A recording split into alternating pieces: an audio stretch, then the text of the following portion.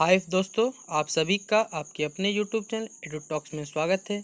आज की इस वीडियो में आपको बताऊंगा कि आप सभी जानते होंगे कि झारखंड सरकार ने क्लास 9 से लेकर क्लास 12 तक के सभी विषयों का सिलेबस जारी कर दिया है, ठीक ना।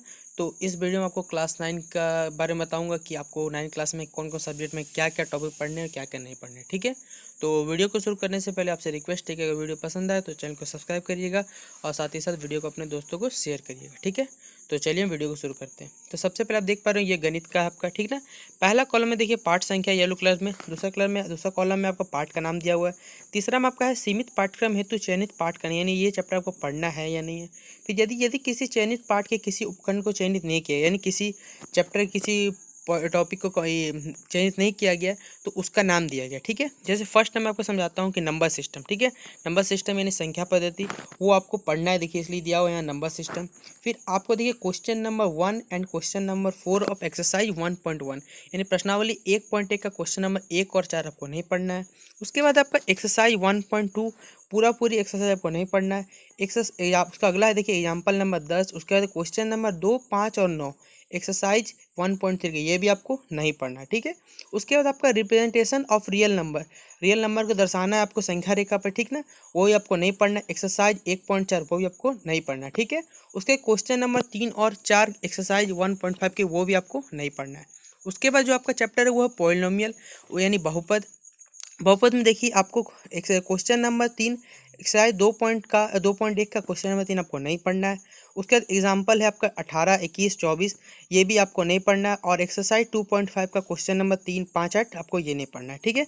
तो आप इस तरह करके अपना मैथ का जो भी आपका सिलेबस आप चेक कर लीजिएगा कि आपको क्या पढ़ना है क्या नहीं। जैसे कोऑर्डिनेट ज्योमेट्री का आपको एक्सरसाइज 3.1 पूरा कंप्लीट नहीं पढ़ना है, यानी पूरा नहीं पढ़ना है उसको।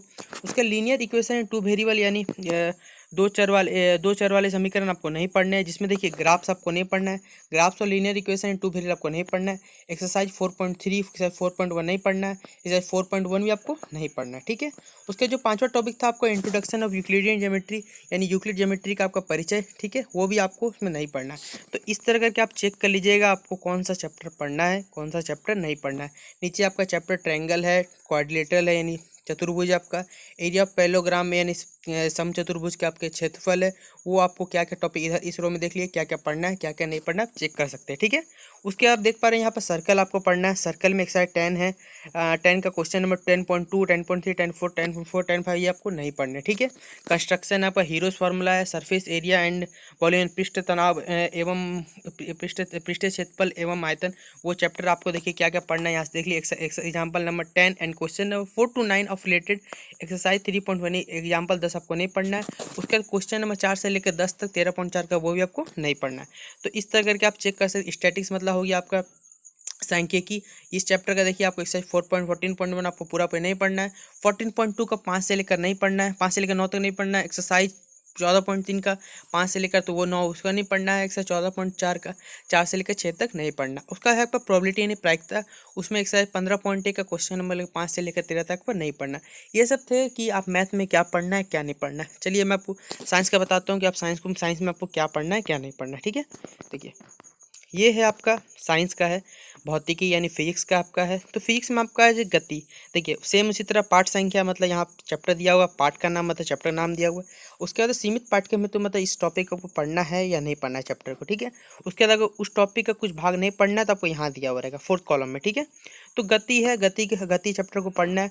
उसमें आपको गति का ग्राफीय प्रदर्शन नहीं पढ़ना है। एक समान वृत्तीय गति नहीं पढ़ना है। ग्राफीय विधि से गति का समीकरण ये भी आपको नहीं पढ़ना है, ठीक है। बल तथा गति के नियम में देखिए आपको पढ़ना है, जिसमें संवेग संरक्षण नहीं पढ़ना है आपको। गुरुत्वाकर्षण में देखिए आपको प्रणोद तथा दाब नहीं पढ़ना है, यानी स्ट्रेस एंड प्रेशर नहीं पढ़ना है।